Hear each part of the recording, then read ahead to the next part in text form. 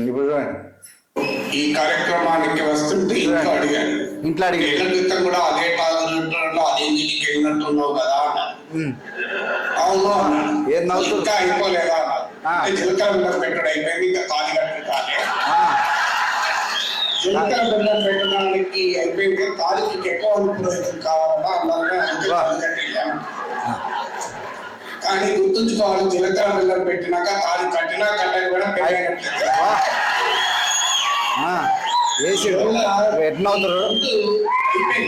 పెళ్ళి అయిపోయింది.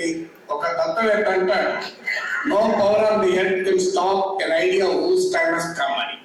ముహూర్తం ఆసన్నమైన ఆలోచనను ఎవరు ఆపలేరు.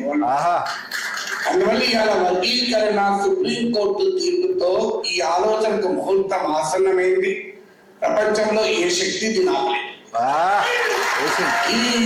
ఇక అయినా మరి ఎందుకు మీరు పెట్టుకున్నారు, ఎందుకు మీరు మాట్లాడుతున్నారు అంటే అవడం వేరు, సమాజాన్ని ఒప్పించి చేసుకోవడం. అవుతున్న క్రమంలో సమాజం నుంచి వచ్చే అనేక ప్రశ్నలకు సమాధానం కూడా చెప్పాలి.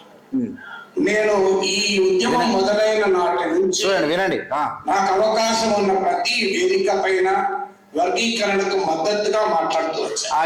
ఇది ఈయన అర్థమైపోయింది కదా. ఇప్పుడు కాదు, ఏండ్ల నుంచి వర్గీకరణకు నేను మద్దతుగా ఉంటూ వచ్చాను, నేను ఖచ్చితంగా మద్దతు ఇస్తాను అని చెప్పనికనే వచ్చిండు. ఆయనకు తీర్పుతో సంబంధం లేదు, మరలతో సంబంధం లేదు. నేను చెప్పినటువంటి అనేక విషయాల మీద వీళ్ళ యొక్క దాడులు, ప్రొఫెసర్లైనా ఎవడైనా వాడు అనుకున్నదికే సపోర్ట్ చేస్తాడు.